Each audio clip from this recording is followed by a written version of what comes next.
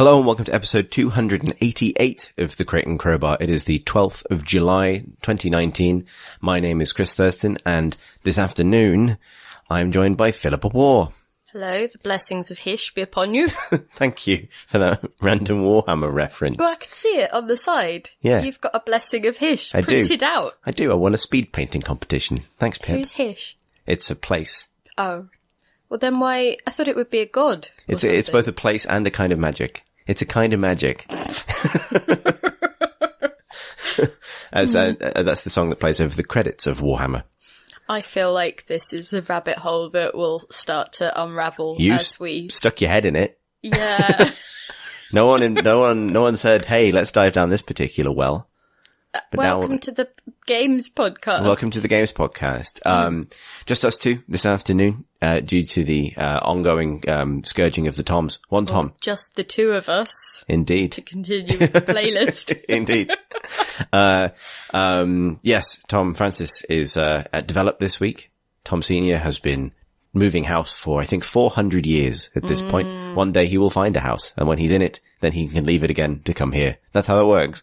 Alex has been rendered into a fine mist by a book writing process, as far as I'm aware, leaving us with us too. But I'm glad we recorded this a bit later in the week, because there's some fairly robust and interesting and probably easy to make fun of news. Yes, we don't usually have that, or at least when I'm here, you don't. No. Or if there is, it's just sort of like, oh, there's a game, isn't there? Or, oh, this thing has happened, then it's sad. But this time I deposited a news nugget on your doorstep. Indeed, thank you. Mm-hmm. Like a cat dragging a lizard squirrel. Or a bird or a squirrel. Yeah, in this case. This week's topical squirrel is the advent of Steam Labs, which is, so Valve's taken the lid off a bunch of its sort of, well, the way I would sum it up is functionally robot-derived methods for eliminating the lamentable profession of media. In the as a factor in how people discover or pass. I thought we didn't call games. it media anymore. I thought we called it content creation. I refuse. This is a podcast. It's not content. Content doesn't mean anything, Pip. But yeah, so encapsulated in this is basically so it's again one of these sort of like, sets of initiatives to help people find things on the Steam store. As part of a grand game, that, Valve are playing, where if anyone, it's a bit like, you know, the game where it's like, if you make you think about the game, you lose. It's a bit like that, but for the words, human curation. Anything else. If someone at Valve had, that would be human creation. If they could invent a robot that was like one of those claw machines from a fun fair, and it could just randomly like grab and deposit games for people to look at, that would be superior to a personally curated list of any kind. Just imagining, like, because obviously those things are designed to also then just drop those things on their way to the shoot. Indeed, yeah. Sorry, we failed to grab it this time. And cost you a lot of money in doing so. We should, well, so I've managed to dump a big load of cynicism on this proof and saying what it is. And because they may well work at just sort of enjoying, I don't know, even railing at the dying of the light at this point, sort of. I think the thing is, waving at it. For me, it has launched, like, the labs is basically just a kind of opening up of some of the tools that Valve are playing with and experimenting with behind the scenes. So it's not an actual laboratory. It's We should stress, there is no real laboratory as far as we can tell. I feel like if anyone who was like me, who was like, oh, a lab, and then it was like, oh no, it's a blog entry that talks about 3 things. Cool. Yeah, right. But they are genuinely interesting. And so one is the interactive recommender, which is a machine learning-y take on finding things that you might be interested in based on criteria that is explicitly not the tag pages and metadata of a store page. And just to sort of, before we go into any of them in detail, the other two, one was something I've forgotten. So the other two are Trailers in 6 Seconds, which was a Twitter account by Dejabun originally. That's now been bought by Valve. And what this does is it used to be a system for basically turning. So 6 seconds is important because 6 seconds is the longest a video can be on Twitter and still loop. Which is something that, like, it's a number that becomes very important when you work in games marketing. And, so I think 6 was the magic Vine number as well. Wasn't it? Yeah. Well, and that's maybe a good way to think about it. The Twitter account was a service that basically turned, game trailers from Steam into Vines, basically, like, which is a great idea. That's been now incorporated or is being incorporated into Steam. So you can, and also tied to Steam's existing metadata. So you can click on the roguelike button and see a dozen roguelikes, all playing their little loops when you mouse over them. So you can quickly assess, like, oh, that's interesting, whatever. Do you want to discuss them as we go, or introduce what all three of them are and then go deep? Well, I think if we just add in the last one so that people have, like, a sense of... The last one, and this is the one, I love that this is a thing, because it's probably going to work. It's called the Automatic Show. And every week, Steam is going to generate a half-hour video program about games with no human input whatsoever. So it's essentially a video listicle where it talks about games that are hot. Well, it doesn't talk about, it shows you games that are hot right now, using bits of their trailers. It'll then say, like, roguelikes that are trending right now, or whatever. Like, it's a little digest show. And, this is an amazing thing to have happened because I mean, I've got some questions about it because, like, people don't tend to sit down to watch long videos really, but maybe they will. But also one of the reasons... Or maybe it'll break it out into different segments. Right. But also one of the reasons that, like, my kind of, media, sort of like, eyebrows are raised about a half-hour show. It's like, well, that's usually traditionally kind of difficult to produce and a bit longer than a lot of people want to watch. Doesn't matter if robot do it. There's a lot of people in games media. Imagine the poor robot sitting there refreshing YouTube comments like, oh no. Yeah. Well, here you go. You can't, people will probably not be able to abuse the decisions of the robot in a way that they would. There's a lot of people in games media employed specifically to generate lists of things people might like and then put them out in front of the world in order to try and get Google to notice and therefore garner clicks. And this is, apparently. And also to help people find things they might genuinely like. Right. Yeah, exactly. But when you introduce the thing that is sensibly desirable to that, which is personal curation, a sense of that, what you do also attract is a tidal wave of bastards. Whereas if the robot does it simply based on the pure, unfettered market data of Steam, it cannot objectively be incorrect, or at least it doesn't care because it's from the future and it has no feelings. I wonder whether, people will then go, well, I shall rail against the capitalist system. That if that's what it's generating, then something must have gone wrong. Right. Yeah. Maybe there will be an interesting, overthrow of, maybe. Well, like, I don't know, because, I mean, I think what's more likely to happen is something weird is so there will have to be a curation element to what the Automatic Show does, because I don't know, they'll try and automate that, They will try to, but like, so I'll put it this way, it's like chasing the tag system, right? Like, adult games are getting bigger and bigger and more prominent on Steam, right? Unless you explicitly opt out of seeing those tags, they creep into your best top selling lists or currently trending lists. Do you mean like the match 3 boob thing? Yeah, like there's a lot of dodgy stuff on Steam now.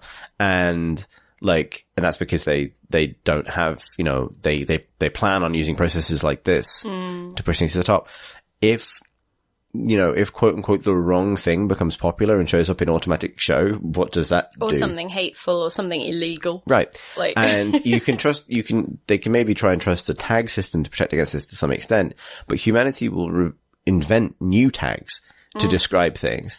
Oh, it's always an arms race. Yeah, right. And that's partly why I'm interested / kind of, reluctant to be too excited about the interactive recommender, because it says one of the things that it will look at is, the reviews and things. And review bombing is a genuine problem. No, it said it wouldn't look at reviews. No, I thought that it said that people reviews, like people responses, like positive. I think, it might do, but I think it also factors in. So it said it was going to avoid tags and external reviews. but I think there's a really important caveat that, so actually, if we want to move on to the interactive recommender, then Sure. Yeah. So the interactive recommender is interesting because, it is a system you can tweak. The interactive element is I've got mine open here and I can change the weighting from popular to niche. I can change, release dates from older games to only newer games, etc.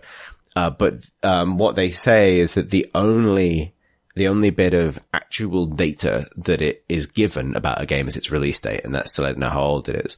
Otherwise, everything it knows about the game is aggregate data from Steam user sessions and so on.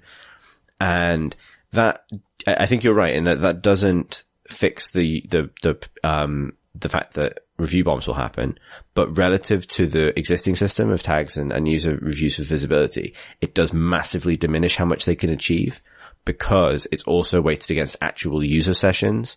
So review bombing tends to be accompanied by not a lot of people actually playing the game. Right? So like, it'll be a lot of people who have minimum playtime trashing something or who haven't played it. In some cases. That's true. And so if this is massively, if someone, if or this people trashing something saying, I've played 10,000 hours of this and they've stopped updating it, like maybe the 10,000 hours could counteract. Yeah. If it's actively using that time data, then, I think it can make more intelligent judgments about what a review is worth. Okay. Necessarily. So that's positive, I think. It'll be interesting seeing how people figure out how to game it. Like I'm under no illusions as to these ideas being perfect, I think, but I think that it's going to be interesting watching how people do try and game them or change them, because if tags and things are less important, like, does that mean that game developers will then need to, because I think one of the things that it said, the blog entry said, was about, making things so that game developers aren't trying to game the current system. But to me, that's a bit like, okay, but are they going to, that implies to me they haven't solved the problem. They've just disincentivized the things that are currently happening. Yeah. And so, there's the risk of, or not the risk of necessarily, but I wonder if it will skew particular types of game design to being more popular or being more, because if something is based on playtime, if there's a small indie project with a one playthrough, common factor, like if you're spending an hour on it at most, and then, thinking about it a lot or really valuing it, but is that going to then, how are they going to balance that against things like Subnautica, where you can rack up thousands of hours, or Killing Floor or Dota, and that's the thing. So I'm it's hard to gauge. Like my concern about this system would be that it naturally king makes, because anything that, it'll reward, like if it directs lots of people to a game, that because it is popular, and it becomes more popular, because it's a feedback loop where it's going to entrench that thing at the top. So actually the issue is maybe that it's hard to game.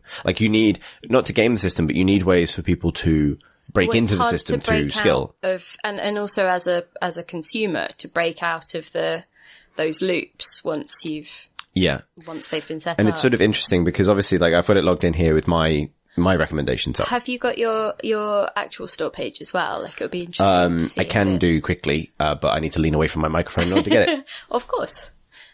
But yeah, so I'm interested in how your current Steam page matches up against what it automatically shows you, and then also if you adjust the sliders, because there are sliders, and that is obviously very attractive to me. So, actually, I don't think I have time to really dig into my recommendation queue, but so this is the thing I find interesting about it. At the top of, so obviously my profile is heavily weighted by Dota in the fact that I've spent thousands and thousands of hours in it, but I also wouldn't be surprised. Imagine if it was just like, would you like to go outside? yeah, nerd. But also, I don't know if it's taking that I like sort of big investment games, or if big investment sort of service games are going to be necessarily liked by this system because of what they get. So the top of the default weighting is any games released in the last 10 years, mostly turning towards popular, but not 100% all towards popular. So the top of my list is Rainbow Six Siege, which I actually own on Uplay, so that's why, fair enough, it's got a game I actually already own. Then it's Elite Dangerous, which I do already own on its own launcher. So and again, enjoy. They're both things that you enjoy. They are both things I like, so that's fair. Then Dirty Bomb, which I haven't actually played for years. Is that splash damage thing? It's a splash damage service shooter, but again, it's sort of, located a service game. Then The Witcher 3, which people have been telling me to play forever. I think that could also just be, it's a very popular game. It's an extremely popular game. And then War Thunder, Robocraft, etc. What I find interesting about this list is, this is all stuff that either I know I like because I own it, or it's like, yeah, that's probably a fair average recommendation, but I'm not getting like, oh, that's interesting. Yeah. So like, as in, I wouldn't have thought to play that. And then let's just see what happens. If I move the slider all the way over to popular, it basically doesn't change at all. It rearranges it slightly. Yeah, I think Brawlhalla is the only one that wasn't in that top 6. And then if I move it all the way over to niche, it suddenly wants me to play Furious Angels, Last Encounter, Quarantine Circular, Lovely Planet Arcade, Rifter, and Immortal Planet, which I know what Quarantine Circular is, I just haven't played it. Like, I actually don't know much about any of them, so I can tell you about Lonely Planet Arcade Lovely Planet Arcade after the podcast. Right. But like, that's kind of interesting because like, I can't really do this now. Mm-hmm. But I would be interested in seeing, like, if I grabbed one of those games, like, has this worked? You know what I mean? I wonder if it'll integrate that with the 6-second trailer thing as well, because this would obviously be a good moment for you to then mouse over them and think, oh, do these float my boat? Yeah, like, and then if I keep the popular niche slider roughly where it was, but move it all the way over to new games, like last 6 months, it's Risk of Rain 2, Void Busters, Rage 2, Islanders, The City Builder, Quake 2, for some reason, which are all like fairly safe picks for me. I think what I find interesting about this is like, I kind of like, I don't object to this necessarily. It's just kind of interesting. Like that, it sort of, it feels like it's generated pretty much the right sorts of answers straight away, but yeah. Do you know what? So maybe I'm wondering whether you'd like to pause for a sec just so that I can log in, because my stuff will probably be very different to what they would just recommend by default to a player, if you see what I mean. Like, because right. I'm not interested in a lot of core games by... Yeah, absolutely. The one thing I wanted to say just before we do that is, if I switch it to niche games and newer games, this is exactly what I would want it for. It's like, what has come out that I don't know about? Then it has thrown up, Beacon, Revulsion, Conglomerate 451, Future Grind, and Planetary Dust-Off. 5 games I have literally never heard of. So that's interesting because and all apparently with a sort of same sort of retro-y sci-fi visual style. So, I'd be really fascinated to see if maybe next week on the pod, if I end up talking about one of these games, then this system might actually work, because all I wanted to say on this before we pause was that, all I want this to do is basically what Spotify's algorithm does, which is not find things I want to play now, but find things I didn't know existed. What I want from Spotify is for them to have a podcast recommendation system, and they do not. They just have the browse, and it is annoying to me. But anyway, that's a completely different problem for a very different podcast. Yeah, right. Yeah, I have no idea how they would do that. I can understand how they can do music, but not podcasts. Like, you need like a nonsense slider, for example. Like, well, yes. Right. Should we log you in? Okay. And we're back. We've done it. We've logged Pip in. So, can you see your recommendations from there? Yes. So with your default setting, and also interestingly, because you've also played thousands of hours of Dota, our top game is actually the same, which will be interesting to see if that affects things. You've got Rime, Air, Memories of Old, Yonder, The Cloudcatcher Chronicles, Submerged, and Valley. Right. All are games where, a sort of whimsical looking figure looks out over a nice landscape. Basically. It really does make me think that it's taking into account the thumbnail. Right. Because they are of a kind. Let's find out what popular game you're not playing. Oh, God. All of them, probably. It wants you to play Human Fall Flat, Limbo, and Skyrim. And Tomb Raider. In your face, because I have played Limbo and Skyrim, and I don't want to play Tomb Raider and Human Fall Flat. So, or do I not? Like, is that a bad thing? The new popular games that you should play are Islanders, Glass Masquerade 2 Illusions. Ooh, I do want to play that. Is it a hidden object game where you're in a haunted doll shop again? Because that seems to be it. Yeah. What Never Was, which I haven't heard of. Huh. What are the tags? Adventure, free to play, indie, casual, relaxing. I think I have heard of it. I just don't know. Forager and Enderall, Forgotten Stories. That'll be another hidden objecty thing. Yeah, maybe. Okay, and then if we go to niche, is it new? This is new and niche. Okay. It wants you to play Epitasis. I've played that while it was very early in development. Right, because this is the other thing, is you are an enormous indie discovery hipster and very good at finding things. Yes. So let's see if it can track you down. Epitasis Vignettes. I know about vignettes, yes. Astrologaster. I have played Astrologaster. Photographs. I know of photographs. Sinker 2. I don't know that one. Ooh, I think it might be Japanese Sinker 2, so there you go. So interesting. That is an interesting result, actually, that it's managed to locate things that you are in your wheelhouse, but it doesn't think you've played because you haven't played them on Steam. Yeah, like I've played like preview builds and things. So what's the other extreme? Is it old? Old and popular. Old and niche, is it? Or old and... What was the... Old and Niche reveals Future Unfolding, Flipping Death, Time Frame, Elia Episode 1, and Drizzle Path Genie. That's a hell of a name. I think, yeah, like I kind of know, yeah. And then popular and old goes back to basically where we were. Yeah. So, yeah, that is interesting that it kind of found your... Good job, Robot. Yeah, what's the game with the second most? Adventure Capitalist. Oh, yeah, no, that explains it. I was like, why is Subnautica third? Right.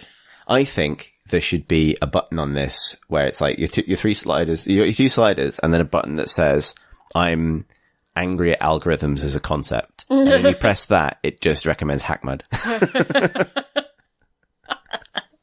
I'd appreciate that. On a different thing, I think maybe I wonder if there's a way that it can tell outliers. For example, if you have just played an absolute ton of Dota or whatever, like whether there would be a way, and it's not your usual game, whether there would be a way to remove that from distorting the thing. It would be it's interesting because like it seems to do that because you and I have such different recommendations. Like for me, it seems to really focus on like this guy likes spaceships and sci-fi shooters, and it's like yeah, I do actually. It does feel like it knows that I like the sea, and it knows that I like the Slime Rancher, basically. Yeah, it's genuinely. Yeah, I'm kind of like one thing that would be interesting is if they give you any more granular control over like what not to factor into your recommendations. Like that, speaking of Spotify, that is something I have been desperate for them to do, and it is nuts to me that they haven't done. That you can't exclude certain like artists or playlists or things. I think they were rolling that out slowly at some point because I Google it every now and again because there are certain artists that I would very much not like to have thrust into my ears via their stupid playlists. Well, like it's broken it for me because I actually love their recommendation engine, but I also use Spotify really extensively for soundtracking pen and paper role playing. So half of the things I listen to are like cinematic scores and soundtracks and things. And so, yeah, it's completely broken that recommendation system because it doesn't know what I want to listen to. You know, it starts throwing like Jeremy Soule, like Skyrim stuff into the middle of like other playlists. That I've heard, you know, from people who maybe use Spotify playlists to help their kids sleep or something. And so they have a lot of like, you know, or like, lullabies and things, or to help themselves sleep with like, you know, white noise or something like that. And it's like, oh, if you like white noise, you'll love pink noise. Yeah, exactly. You know, so that would be something I'm really interested to see them do because Yeah, because it allows people to say, like, I want something that's like these things, not I want something that is like everything I like. Because I think maybe that's the weakness. Yeah. Maybe the weakness here is it's identified stuff. And there's like a real theme to both our recommendations. You've got stuff in that sort of indie, slightly exploratory, landscapey sort of vibe. Yeah. And I've got like spaceships all day. Yeah. And I don't, not wholly against that, but it is not the sum of me as a person, I think. I think there's a very real danger with these systems that you get stuck in a different bubble, but it's still a bubble. And so if you're playing, or you're looking for something to play rather, and you are not in the mood for any of the things that you currently own, I sometimes feel like I just want something completely different, a palette cleanser or something. I don't want to keep ploughing that same furrow or being in that same headspace, right? I think that's one of the things that is potentially interesting about the 6-second trailer. Like, I can see both sides of this. I think it's kind of brutal in some ways, because it is, okay, get an impression of this game just from like a GIF of how it moves. But we found in the last couple of years, GIFs are an incredible way of immediately communicating what is interesting about a game. And if you can make a game look good in a GIF, it's probably good. Like, that's, rather than a trailer and things. Like, I'm sort of fascinated by that because obviously one thing about this is, one thing they say in the blog about the recommender is the onus on game developers with this. The way you game this system is by making a game lots of people want to play. And I don't think that's as simple as that. And I think that is not also a wholly neutral kind of position. However, I think the gaming the system aspect of marketing is something to be discouraged, I suspect. The flip of that is that I think I find the 6-second trailer thing particularly interesting, particularly the fact that Valve have adopted it, because in its initial sense, what it does is it is a response to the fact that the vast majority of video game trailers are terrible.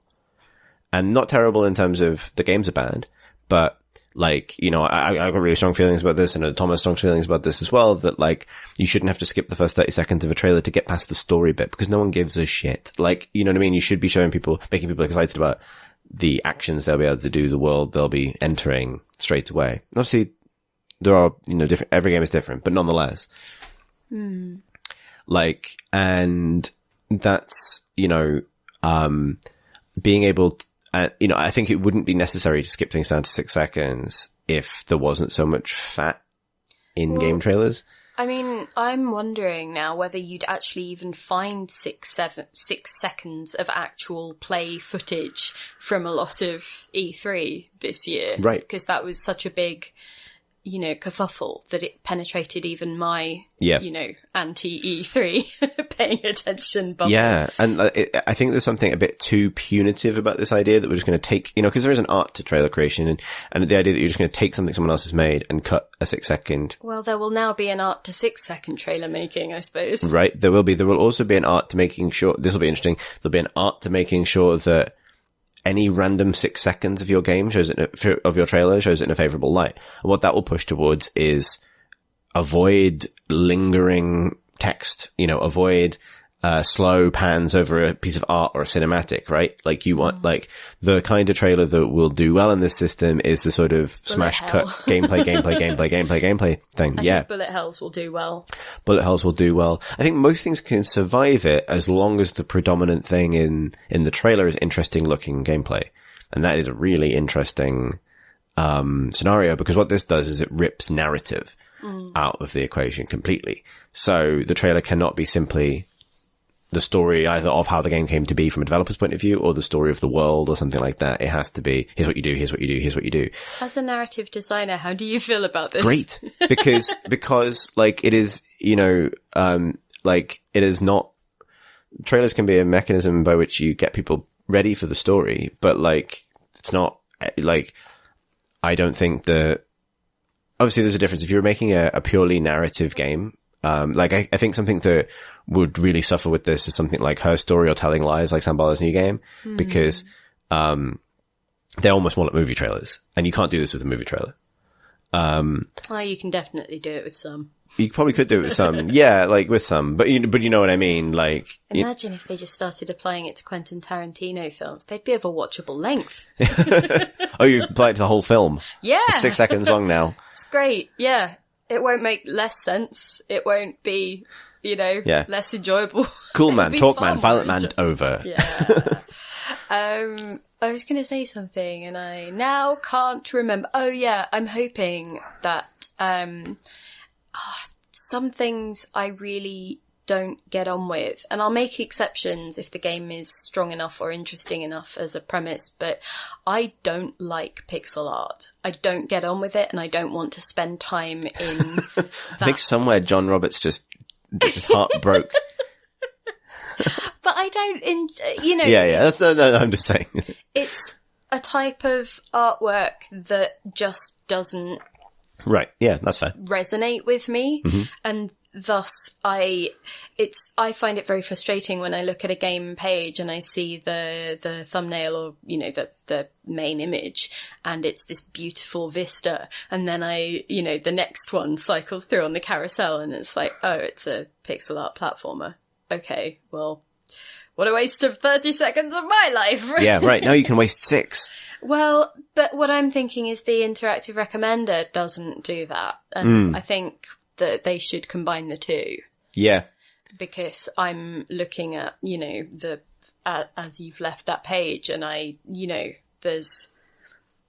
don't have a sense of how those games look to play just from looking at it. It's from knowing and having played some of them that I can divine that stuff. So, and obviously it's, it's for exploring and it's for figuring that stuff out, and it's early, prototypey kind of stage, I guess, or, just beyond prototype, but not implemented fully. But, yeah, I look at that list and go, okay, and I would probably open each of them in a tab. I'd click down the list for, new tab, and then look through them and just, do a scan for, oh, I don't like that art style. Oh, I don't like that. But I'm still missing the game experience because I'm still, I'm still trying to work out how to make it take as little time as possible because it's still too much like work. Yeah, well, that's the thing is like I think the real use of these 6-second clips should be as like context things. So if you mouse over any game's, name or thumbnail, you just get that clip and you go, oh, it's that, which can help with recognition. You go, oh, it's that one. I've seen that on Twitch or whatever. I wonder if they'll implement it so that once those 6 seconds are generated, the developers themselves can use it in their marketing. Yeah. Sort of save it to their stuff or use it to tweet from that account, or it'd be interesting which way around they chose to work that. So it's either you can provide a 6-second cut if you like, but the problem is that could result in all sorts of different uses of that 6 seconds. They'd probably be fairer to more developers. I think that's the thing that I find about this is it is, maybe this is laudable, but it takes, all of this stuff takes a lot of control out of developers' hands. Like when you say the only data we take, is the release date, for example, we take the trailer and we use that to create the 6-second clip that's more useful to people. It sort of, brutally reduces the amount of finesse that can be applied to any individual thing. And obviously it still remains important that when people get to that store page, they are interested by the copy, that they become, interested in buying the game and so on. I wonder what it does when there isn't a release date. I wonder if it actually pulls the thing in, or there'll be the date it was put on Steam. It would be impossible for there not to be. So, but I'm just thinking in terms of wish listing, those right. kinds of things. Yeah, but yeah, it's a kind of fascinating set of systems. Like they seem like. I also wonder to what extent it will be buffeted by outside marketing. Big things will remain big regardless of this process. And I don't know if it, I guess it's just one of those wait and see things. I was thinking about it in Hackmud's case, like, will this help us at all? Because I think there are going to be aspects of its discoverability that do help us because we sort of fit into certain tags that will show up in people's lists. Like, I think we will show up in some people's, sort of MMO text game, cyberpunk kind of crossover space. But similarly, like, ours isn't a game that particularly benefits from a 6-second trailer cut because it's a text game. So you know, and actually our trailer on Steam is designed to give you a sense of, you know, the mood. The soundtrack is important to it, right? There's the cuts and things. It's a pretty breezy trailer as it is. So, you know, cutting it to 6 seconds is just going to be 6 staccato seconds of various kind of 90s-y text. Right. So we're not going to benefit tremendously from that side of it. And I think that's the sort of the effect. It's like, it's this, you know, you've sort of surrendered your material to Steam and it's going to output it through what they now believe is the right set of like Play-Doh shapes. And, you know, it's going to be sort of extruded in some new form and you've got to hope you like it because you have no power over that. And I think I can imagine that being an uncomfortable experience for people because it's games, how people present games is precious to them. And I can be dismissive of certain kinds of trailers, but I also know very viscerally how important those particular presentations are to people and how I don't think it's precious to be like, I want my thing I've been laboring over to be presented like this to people. And so systems like this that sort of, you know, co-opt it into a bigger algorithm that is solely interested in providing, customers with as much useful information as possible, as fast as possible is kind of interesting because that's probably a worthy goal, but it's almost like a hard pill to swallow in a way that you shouldn't have control over it. So something I'm going to, unless you've got anything else that you wanted to say, wrap this segment up with, is I will probably try the niche new game, that one on the list that I hadn't played of my 5 top recommendations. And so I would be interested if listeners, if you play with this system and you have anything from your new niche thing that you genuinely liked and hadn't heard of before, I'd just be really interested to hear whether it works. Yeah. Or what you get out of it. Yeah, so totally. Drop us an email. It's questions@crateandcrowbar.com. Yeah. Yeah. I mean, that's the thing. Like, I think it could well work. It'd be really interesting to find out if it does. I just also slightly welcome the future where, video game marketing people, and I partly include myself in this, are just replaced with the claw arm from a cuddly toy machine. Replace me. I see.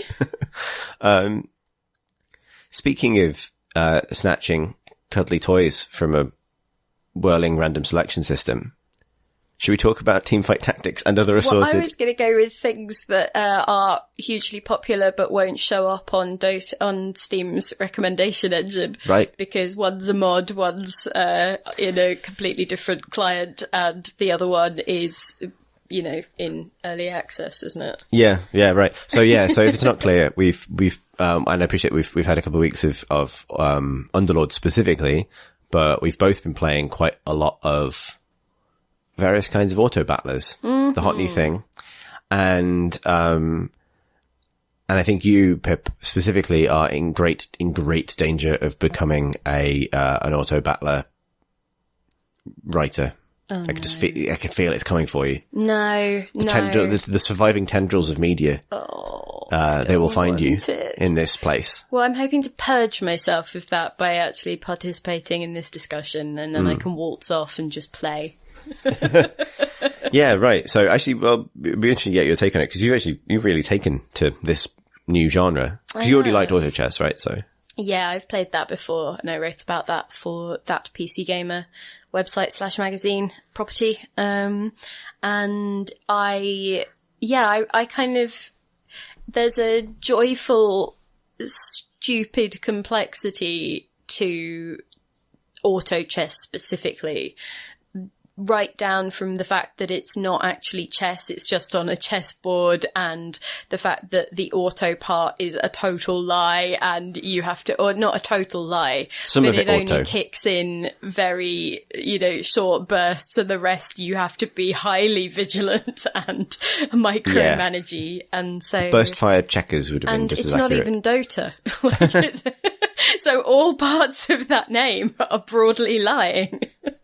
But yeah, so I think the reason that I like it in a way that I don't play Dota and things anymore, is that it is there's a set collection element to it that I really like in board games particularly, and an engine building element in terms of each of the heroes, champions, whichever flavor you're playing, have these abilities or qualities rather, and you can combine them, and if you have enough of them on the board, then they trigger other buffs and effects and debuffs on enemies and things. And so there's something about it that tickles the same part of my brain that is active when I'm playing something like Splendor, you know, trying to get gems or trying to... That is the board game Splendor for people not the at home. sweetener.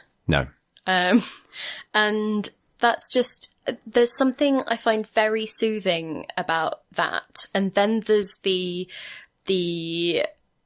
random element of I like figuring out what to do with what the game is presenting me in the draft phase. So, you know, you've got the 5 options in front of you and figuring out what you're going to take and how much you're willing to spend, and all of those things I find take place in a timescale that I like. Whereas in Dota proper or League proper, I have to make those decisions without having a chance to sit back and stroke my chin and think, okay, or factor in what other people are doing and not have to also be last hitting creeps or, you know, attacking something or scouting for something in the back of my lizard brain as well. So, or trying to be responsible for 4 other people's or equivalent managing action. their moods as well. And so I think, and I haven't encountered any hostility in any of the... I've seen some people in Teamfight Tactics being like, lucker, you know, that kind of stuff. Okay. Like, but not a lot. I nowhere near. haven't even experienced that actually. And so, and I think that is partly to do with you're only responsible for yourself, so you're not feeling that social pressure. Like, I find it very difficult if I feel like other people on the team are mad at me, or if I am frustrated because I'm trying to play and other people are sacking off, or, you know, those kinds of things. So I think there's that. And also, at least in auto chess, you're not actually directly playing the other people. It's, you know, you're playing their army. Yeah, right.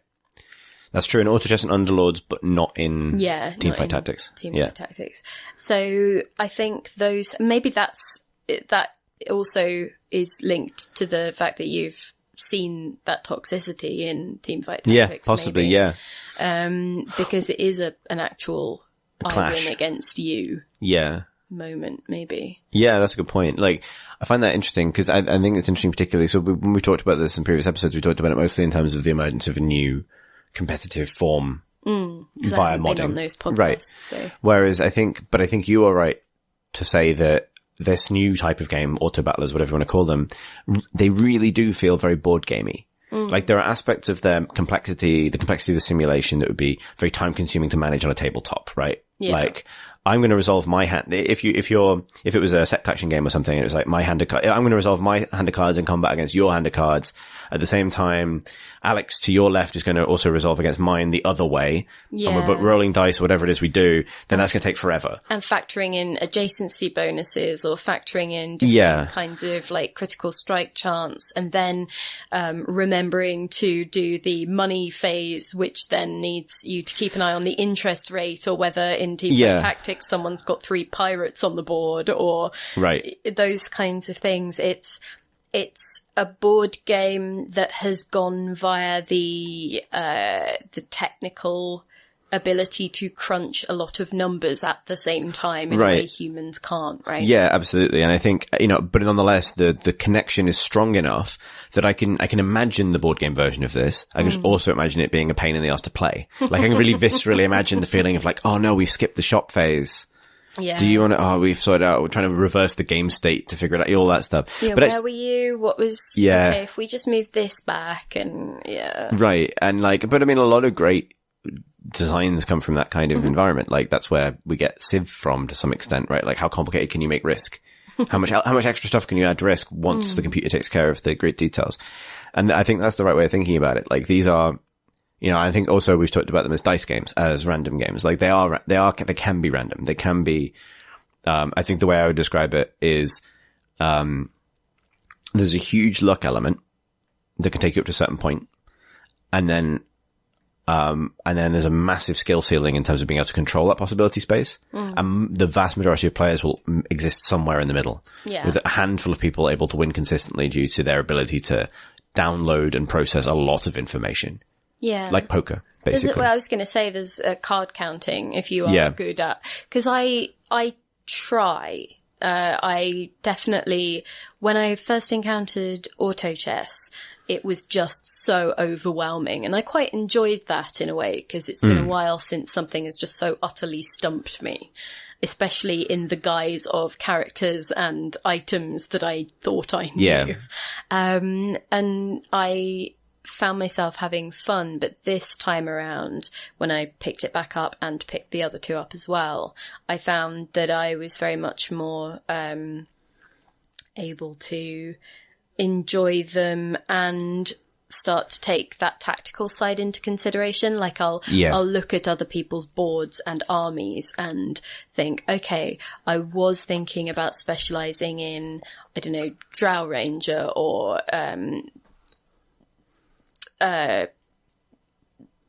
what's his name? Axe. Yeah. And then see, okay, well that person's already got a level 2 axe, so my chances of this shaking out in my favour aren't great, so I'm going to double down on, I don't know, goblins or mech or, that kind of thinking. And that has meant that I haven't finished lower than 6th, I think. Yeah. In any of Underlords or Teamfight Tactics. With auto chess itself, I can still come dead last, and that's interesting to me because it tells me that there is something there that isn't as balanced or isn't as polished or isn't as, because Teamfight Tactics particularly has methods of catching you up a bit. Whereas auto chess, if you fall behind, you just fall behind and you get further and further behind. And that's just how that goes. Right. Well, let's talk about Teamfight Tactics, because, like I say, the previous times we talked about this on the pod, it's been all Underlords all day. Okay. So, Teamfight Tactics is the League of Legends auto battler, essentially. And you find it in the regular League client. So, it has its own little tab, and it's in beta, so they're sort of pushing you to play it with little incentives and, unlockable avatars and all that kerfuffle. Yeah, I actually really like it. Like this is, and here's a hot take for you. I think this is really weird, but I think it's true. I think, so here's the thing. I think Teamfight Tactics might be the Dota 2 of auto battlers, and I think Underlords might be the League of Legends of auto battlers. Like, I think they've swapped places. Like, Teamfight Tactics, I think, is the more mechanically complex of the two. There's more going on. And I think it's also more unforgiving in terms of how much knowledge it's asking you to pick up quickly. They both do this. That's interesting. To give you some specific examples. So in Teamfight Tactics, there's some of the things like it's on a hex board rather than a square grid, but that's by the by somewhat. The big, I think one thing is Teamfight Tactics does slightly more interesting things with, its allegiances. Like they're slightly more varied and in terms of how that interacts with what powers are possible in the game. And the big aspect, and this is really weird because this maps onto Dota League the opposite way around, is Teamfight Tactics' item system is more complicated. So where League simplified MOBA items and made them much easier to pass, and Dota goes mental with that stuff, Teamfight Tactics has a system whereby, so in Underlords, you have items at certain tiers, and as the game progresses, you get access to higher tiers of items from fighting neutrals, basically. Any given character can only hold one item, and then when you get something better, you swap it out, maybe give it to someone else, etc. In Teamfight Tactics, pretty much all items are almost always received at their kind of basic level. And then all the different items combine together to create the next item. Champions can have more than one item. And there's loads of complexity there. Although it's interesting because you can look at the item and get a broad sense of what it will do when upgraded. So what you do is you can just combine two items, and essentially if you were to arrange them in a grid formation, so, with one of each along the top and one of each down the side, then each of those squares where they meet combines into a different thing. And I find it very intuitive, because if you look at, for example, this item will give me a basic, boost to HP, for example. Right. And then, I've got something that does, that adds some mana. So I guess if I want to combine those two, I have a sense of what it will do. It both simplifies, it's more complex than what Dota does in terms of there actually being combining to do, but it's not illegible. It's not intuitive, I find. I actually didn't know it worked that way at all. I had not picked up on that. The only way I saw to know what something did was to hover the new item over the existing item when a character's already holding it. I literally had no idea that's what that secondary board did. What do you mean? What secondary board? So the item board on the left, where the items sit. There's the diamond grid. No, I didn't mean that. I mean, if you were to, I was trying to. I see. Sorry. Yeah, I thought. Yeah, no. Sorry. Yeah. People listening might find easier to conceptualize. It shows. I think the thing is, it shows you that stuff at the point where you were about to make that decision. But in terms of learning those recipes, I've had to kind of learn through doing. It's not easy to pull up a big list of what all the items are and where they possibly go or anything like that. No, that's true. And I think that can be very difficult, but I think that it was less complicated than I thought it would be, especially because AutoChess's version of this is just to use the recipes as they are in Dota. Yeah. So you are totally at the mercy of drops combining into things. Otherwise you just end up with a load of useless, rings of health. Yeah, right. That just sit on the person and don't really help you out, while someone else has a Mask of Madness or some kind of Daedalus or Mithril hammers out the wazoo. But I really wouldn't underestimate how complicated Teamfight Tactics' item system actually can get, because there's items like the spatula. And what the spatula does is it combines it doesn't do anything by itself, but if you combine it with a different item, it creates a new item that basically applies a particular allegiance to whichever character is carrying it, which is tremendously powerful and screws. The spatula flips them. It does, yeah. and it changes the dynamic of an allegiance sort of set collection game entirely, because to give you the equivalent, Underlords has a version of this, which is there is a specific passive you can pick up instead of an item, which means all humans count as heartless. And that's just a one-to-one thing. That's basically one of the only instances of allegiance flipping in that game. And so it becomes, it funnels into one strat, which is humans into heartless, which is silencing into armor reduction. This can create a situation where maybe you need one more sorcerer, but you have the option to create a sorcerer, but what other set of tags do you want that sorcerer to have? So it's it's just this, exploding web of the possibility space, which is what reminds me of, ironically, Dota versus League. It's so weird, because I find it easier because it's more flexible. I'm not trying to keep track of all these absolute hard and fast rules, because I can change some of them. Right, but that's for me this is what I find fascinating. That for me is why I prefer Dota to League traditionally, because League is a game of playbooks. It's a game of the jungler does this at this time, they go here, they do that.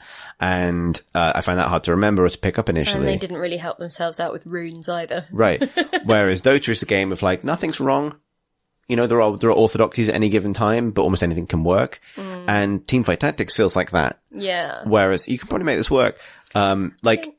Just in case you were interested, I think the spatula is a reference to the Earth stuff, the ultra rapid fire stuff. There's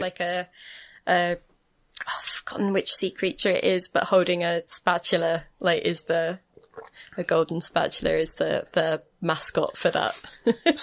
But I don't remember, I'll give you a really good example of what I think this means in terms of how it manifests in complexity. Last night, we played a game as in sort of like couch co-op style.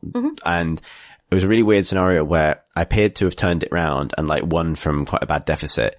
It was me versus the last remaining player, and I was beating them consistently, and I'd gotten them down from most of their health to nothing left. They had GG'd, I replied, and then out of absolutely nowhere, I lost the last one just by having won handily, and then I lost, and I came second. And I was thinking about it afterwards, and I think I now know why that happened. And it was because out of my entire lineup, I only had one character who wasn't upgraded, and it was Misfortune. And she had an item that when she dies heals everyone else for 1,000, which is a lot. And I fished for, I did the sort of like, I was doing the card counting thing, and I did that part of the game right. And I was like, I think there is another one, and I can get her upgraded for the final round just to secure that win. Because obviously upgrading is good. And so I fished for it, got that upgrade, upgraded her, and then lost the final round. And I think it's because she didn't die. Yeah. And I genuinely, because it was close, but I think for whatever reason, I had failed to see that the healing spike provided when she dies was the thing that was actually getting me through those games. And I literally overplayed my hand. And that's, really interesting to me because Underlords tends not to create situations like that, where actually the thing that was helping you out here was the fact that you had one weak character. Like, yeah, that's a very, that again, very Dota thing, where it's like, actually this thing that is on paper a complete deficit is actually the thing winning you the game is, I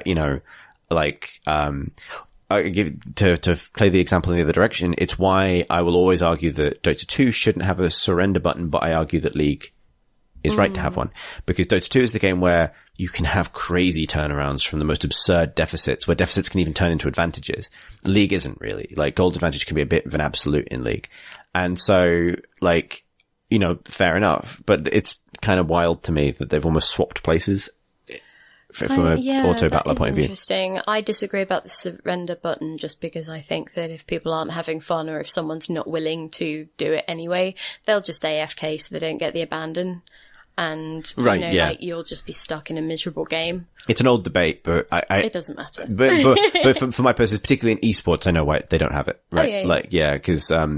Anyway, but yeah, no, I find like tactics interesting. We should talk about, cause I mentioned it, we should try and explain the weird being picked last for sports day, carousel teamfight tactics system. So that's the thing that I mentioned when I was talking about the catch-up mechanic. Yeah. So every so often in the game, you all get teleported to the middle of the 9 islands in a 3x3 arrangement that auto chesses tend to go with for their presentation. And in that there is a swirling vortex, and around the edge of that are some merry champions just running in a big old circle, and they often come with an item, equipped already. So, and the reason that this is interesting or useful, especially if you're behind in the game, is that you're all in these little prisons of light, and you can only leave your little prison to pick up a champion in reverse order. So the people who are last have the possibility of picking up a powerful character or something they need to complete a set and upgrade their champion pool, or pick up a different like the last imperial thing they need, or the last whatever. And so that is an interesting catch up, because but it also means that you have to be quite careful where you're walking, because if you walk too close to a different character or try and cut across the circle through a different character, it'll just pick up the first one you touch. I hate that. Oh, really? I really hate that. Yeah. So this is like, man, it is interesting, the parallel. So we should say, actually, if people only played Underlords, one of the ways Underlords simplified the formula is you yourself are not a character. You're a cursor. Whereas in, teamfight tactics, as in auto chess, this was an engine requirement. in and also because you are the courier, aren't you, in auto chess? So it also performs the picking up items and delivering them to heroes. Yeah, right. Facility. In Team Up Tactics, you are a little creature, and that's one of the cosmetics things. So I think you default to a little blue blob creature, or you're a little sprite, a sprite, or a griffin, or a little mole man. So those are the ones that you get once you've unlocked the first, egg on the beta line. And you run around like a League character would, right-clicking to move, RTS style. Mm-hmm. And when it's your turn to leave your little cage and go grab a character, you have to literally run and bump into them and race other people to get to them and things. And this is mad to me. Like it introduces this, it's the only instance of, suddenly, like execution ability, technical ability. And like, I can say the kind of arch reason why I think it's bad, which is that like, it's like a random part of the game that introduces accessibility considerations that none of the rest of it has. Like, it's like, it's a bit like if we go back to our board game analogy, if this was the board game, this would be a bit like if there was, that some board games have like a physical element, like a grabbing or everyone trying to grab from the middle kind of moment. Like, it would be introducing that and then suddenly having to house rule it if people aren't comfortable with that or aren't able or whatever to do that. It just adds that element of like physical chance, which That's is reasonable. Which is it feels just weirdly out of step with the rest of the experience. The other side of it is I legit hate that you can accidentally bump into the wrong thing and now you've got that instead.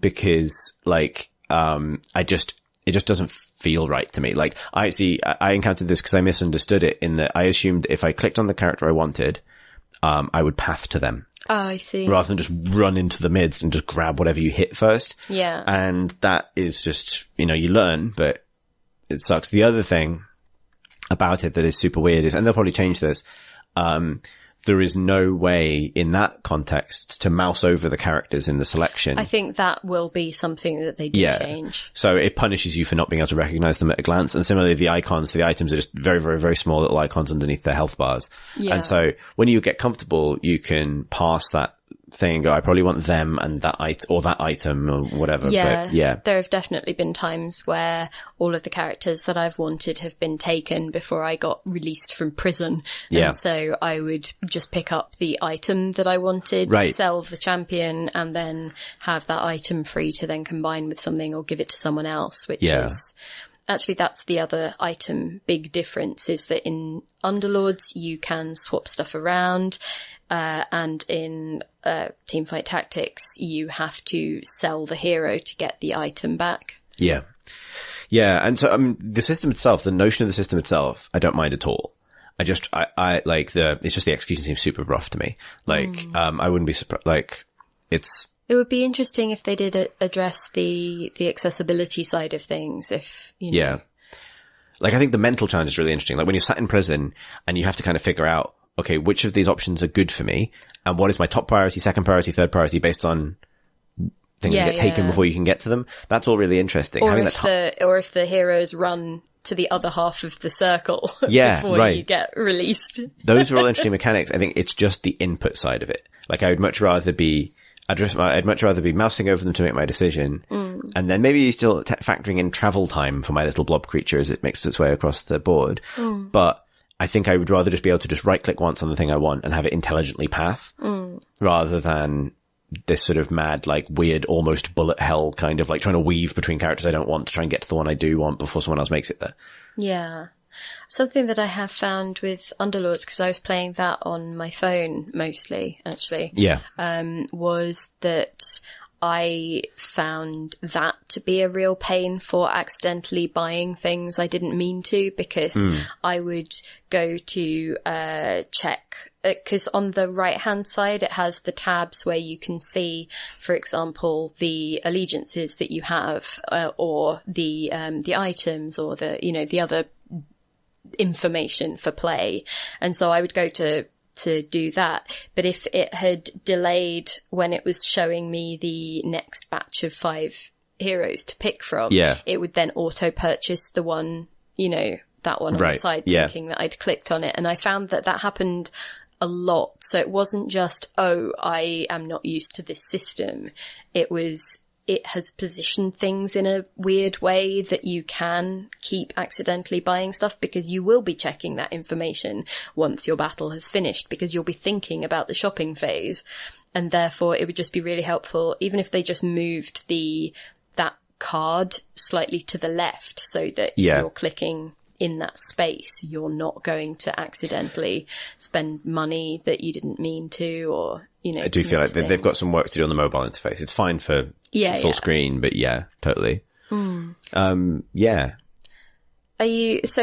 I have my little list. Yeah, let's do the list. We were going to, if this is helpful to people, we were going to rank them, I guess, or try and figure out where they fit in certain... Yes. Introduce this, Pip, explain. I have auto battler criteria, and I thought that we could use it to say which stuff excels at what. So we'll rank the 3 auto battlers based on each of the different categories. So if you have a particular, I don't know, a thing that you know is important to you, then maybe you'll have a sense of what you would like to try based on this, or which of them is for you. I will say, though, that if you play Dota, play Underlords, and if you play League, play Teamfight Tactics, simply because you can then gravitate towards the other one if you want, but I feel like the knowledge of the heroes or the champions and the items and that sense of, oh, this is a Yordle, I know what they look like, and I know who Tristana is, I know how she plays, therefore I will be able to position her just a bit better from the get-go. I think, I could build on that. I think if you already play one of these games, learn the genre, learn the auto battler genre on the one that is more immediately familiar to you. That's what I meant. And then you can graduate out from that. But this will help you not have to also then learn who Axe is, or learn who, Right. But I think the interesting thing is, because even though there are differences between them, they have a lot of the allegiances themselves have really close analogs in the different games. So once you've learned one of them, some of that knowledge then actually does carry over to the other one. So should we go through the categories? Yes. So I thought I would go for names first. Names. So, yes. So let's start with Dota Auto Chess, which, as we have discovered, is 3 lies, one after another. Okay. So, I mean, I will defend the word auto. I think relative to a lot of games, it is more auto than not. Well, it auto resolves all of the things that you manually have done. Right, but most games don't do that, so... I don't know. If you shoot someone, the game works out if you hit them or not. Right, but you have to fire the gun. Okay. So... you have to put the person holding the gun on the board in the right place. No, I think I don't want to defend auto chess here, because the Dota part of it, fair enough. But, and also the fact that they use chess in the sense that the individual characters are chesses, that's nonsense. But... I will say I'm just being playful here, because I absolutely love the name, and I kind of love how, certainly when I first encountered it, there was a lot of just incomprehensible jargon and stuff that had clearly been translated to English, and it was kind of like, it was endearingly moddy. And I loved that. And it was also just, it made no bones about being daft and being difficult. It was like, yes, and now your chess is. And I was like, wait, what? Yeah, why? And like the donkey is actually Wisp, because it makes the Wisp noise. Yeah. And so it clearly is, or Io rather. Yeah, and it's a space donkey. Yeah. And so it is secretly an elemental space spirit, but it's in a donkey costume. Yeah. But so that's such a kind of good. Right, yeah. I think, I'll probably come down reasonably. I think Underlords, I think it is the worst of the 3 names. Do you? I do. And I think this because I think they have led with theme rather than what you do. Right. And also and also confused a lot of Dota nerds at the same time, because isn't Pitlord not in there? Or Underlord, do you mean Abyssal Underlord as he is known in Dota 2? But is he not in there? No. Yeah, exactly. So well, and also it sort of refactors his role because the theme of, we talked about last week, the theme of Underlords is fantasy crime, right? Like your crime family is scrapping it out on the mean back car parks of I a hadn't fantasy town. twigged on that Right. at all. We talked about this last week that no one picks up on what the theme is, even though the splash art of the game is 3 fantasy, like kingpin types. In an alley, aren't Yeah, they, or in something? suits in an alley being like Artful Dodger types, right? It's right there. Right, People just don't okay. even notice. And So I wondered if it was like crime bosses or potentially that's what like it is, some yeah. sort of Dickensian. That's the thing it's like, it thing. is Dickensian gang bosses in fantasy town. And that is a cool theme, but the fact that they've led with the theme, but the theme in the name, and still managed to not communicate that that's what's happening. Well, they haven't communicated either the setting / plot, but in quote marks. Yeah. But they also haven't like communicated what you actually do. It's like, what? It could be Like, anything. at a stretch, it makes you feel like you're probably some kind of manager. And you are. But wouldn't that be overlords? Well, there's the fun inversion. Yeah, exactly, right, exactly. But like, I mean, literally, it's just sort of saying you're not a manager. It means less than automatic chess, and that is saying something. And the thing, but so Teamfight Tactics at first blush seems like the most generic of the 3 by far, but it also is really descriptive. So Yeah. I think I would like it more if they maybe found a way to make a pun on something from League's lore, Right. like Rune Terror Fight Tactics or something. Like God almighty. Yeah, this is why I have not been asked to participate in that discussion, I expect. But so there's a lot of interesting, there's the part of me that's like, oh, it's such a on the nose name, but so I think I would go, so first, Dota Auto Chess, because I just love how stupid it is, and then Teamfight Tactics, and then last, Dota Underlords. I would go Teamfight, then Auto Chess, then Underlords, as names go. Okay, cool. So there's all of that information in Yeah. case you were judging entirely based on the name. Which you could have done by yourself, but nonetheless, we've done it for you anyway. So the next is originality. now. Auto Chess. Well, Auto Chess obviously wins, Yeah. but I'm wondering if you had any opinions on if the other 2 bring, whether they are just about polishing a thing that people have now been proven to like and find very Moorish and use their personal toy boxes Yeah, for. so or I think whether mechanical not. originality, Teamfight Tactics. Mm-hmm. But that said, I think Underlords does more to make it accessible. Oh, you wait till I get to the UI category. Originality of theme, Underlords, because they actually tried to go with something different rather than Teamfight Tactics is very much like set, the map looks like the League map, things like that. It's very much sort of like abstract League. Right, whereas with Dota Underlords, they could have done that just with Dota, but what they did was something weird that they haven't communicated very clearly. God, It's like, what if Dota were feels more brown? like a card game, actually. It does, yeah. So yeah, I'm going to say Underlords for originality. Okay. But Dota Auto Chess obviously Yeah, is wins at the it, 'cause top of that, yeah. but with lots of non-polish. Right. Like the opposite of polish. Yeah. Scuff. Graphics. Teamfight. Yeah, I would say Teamfight, especially if you like stuff that is quite bright and colourful and Yeah. upbeat looking. It is pleasant to look at, whereas I think Underlords is, And very again, polished. a poorly lit car park behind an inn. I will say that sometimes I find the upgrades confusing in Teamfight Tactics, like when Yeah. a champion goes up to their 2-star version, sometimes they look different enough that I find it Yeah. hard to instantly I would pass. argue that's more of a UI issue than a graphics issue. That's true. Partly a Yeah, visual no, that design is issue, fair. but yeah. That is fair. But yeah, ultimately you've got like a nice little green play space that's kind of fun and with like bright colours. Love those. you Yeah. know, Yeah, agreed. All the good things. Whereas, yeah, Underlords is just really dark and like, Auto Chess is, it's dingy. rather than dark, Yeah. I would say. Yeah. And also just a bit confusing at points. But yeah, so I would say Teamfight Tactics, and then Auto Chess, and then Underlords. I'd go Tactics, Underlords, Auto Chess, but yeah. I see. Audio. Auto Chess is at the very bottom for me because Yeah. there's just so much noise. I think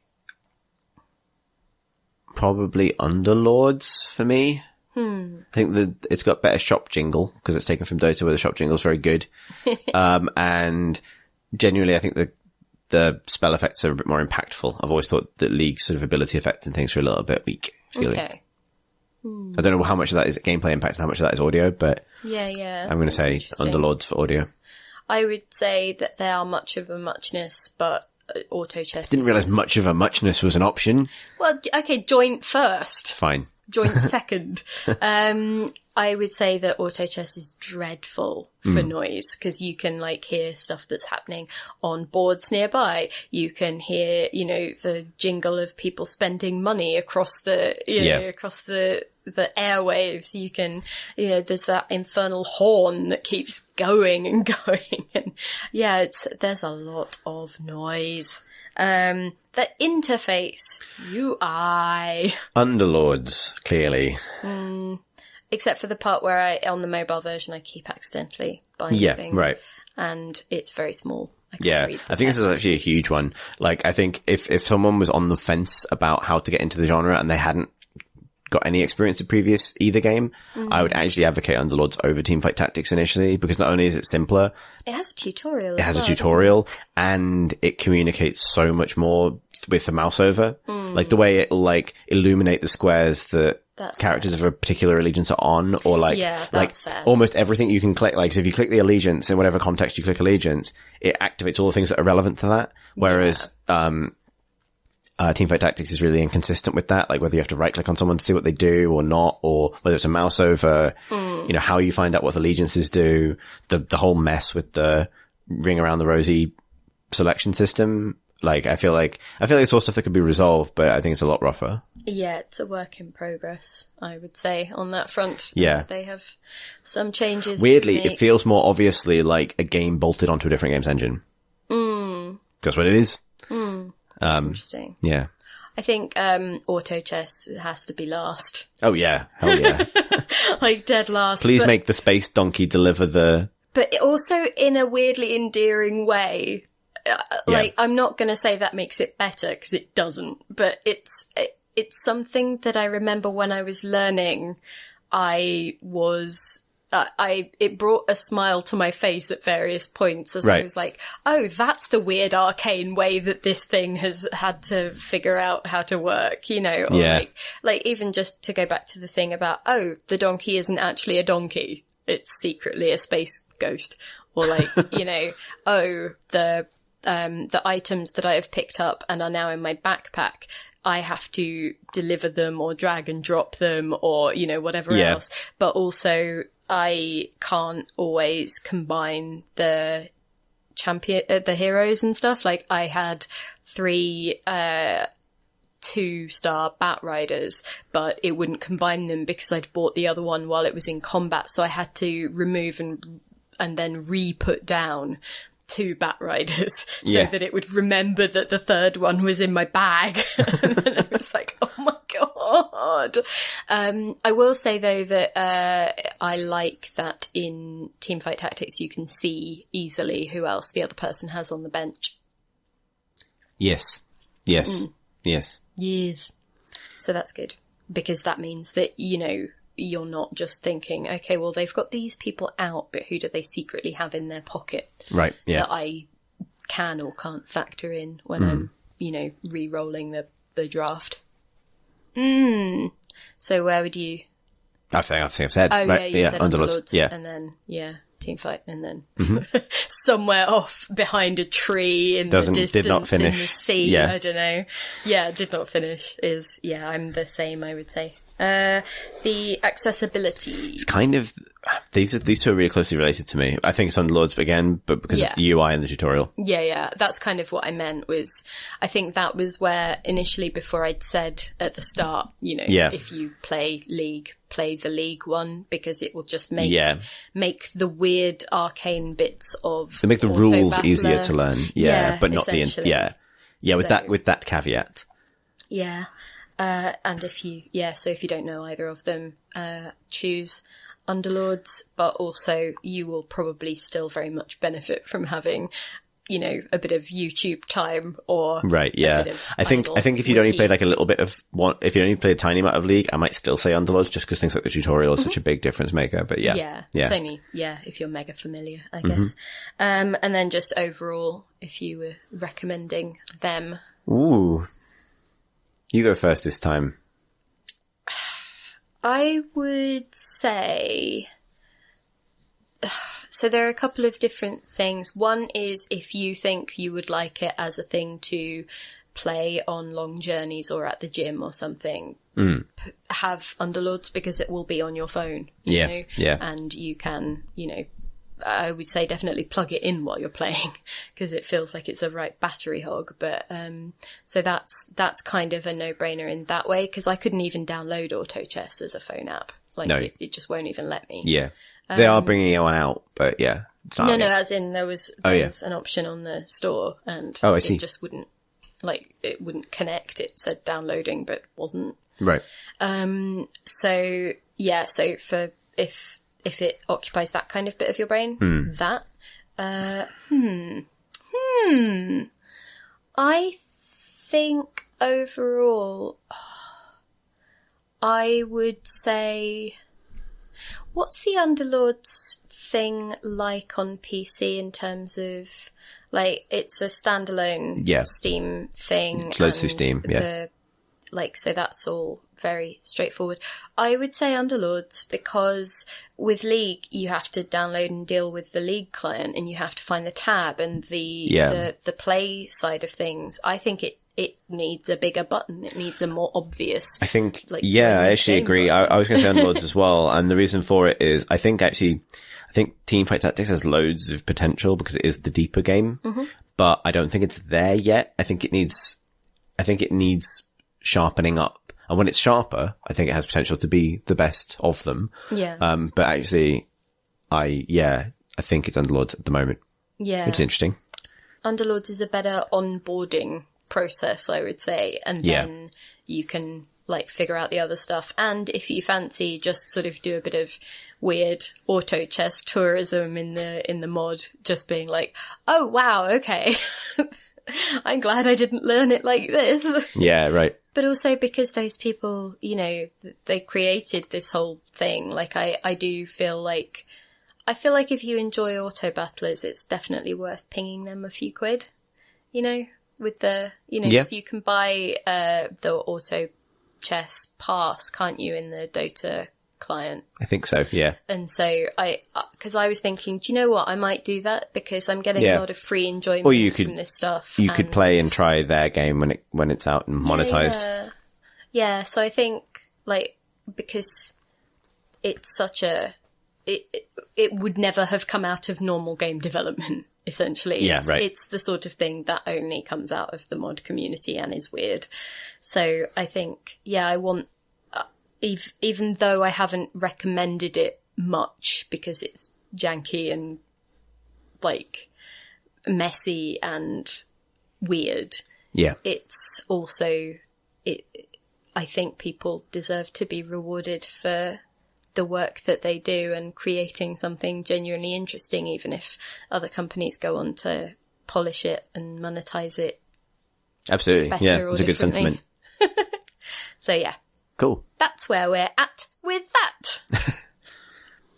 Cool. So, as this is just the two of us pod, we can make it if we try, and we have made it to the end of the pod. We're not going to do questions this week just because with two of us, often we don't have too many questions that are really specific enough or whatever. And also, well, can't we just pretend that they asked which auto battler they should play? Right. Yeah. Thank you to everyone. Can say, we comprehensively answered that. Right. Yeah. Thank you to everyone who sent in all your questions about which specific auto battler has the best sounds. Because Yeah. we've definitely answered that. Oh wait, one more category. Which one did you have the most fun with? It's probably actually Teamfight Tactics so far, weirdly, despite not thinking it's the best one, just because it's been the biggest surprise to kind of dive into something completely different to what I normally play. It's not Dota. And also to have the thrill of realizing the League one is the Dota one, and the Dota one is the League one. And you could finally connect with me and my interests. Right. And you'll never get it on your interactive recommender. No, indeed. If you would like to send us a question for next week, where hopefully the whole gang will be here, then you can do so by email us at questions@crateandcrowbar.com. You can also tweet us at Crate and Crowbar, or find our Discord channel. Link is on our website at crateandcrowbar.com, youtube.com/Crate and Crowbar. And thank you as ever to our Patreon backers. You can find out more about the Patreon at patreon.com/Crate and Crowbar. That's it really, isn't it? I think so. And questions at Crate and Crowbar if you want to say how you got on with the interactive recommender thing. Oh yeah, link in the show notes to that if you don't know how to find it. All right then. Cheerio for Thanks. listening, everybody. Cheerio for listening, everybody.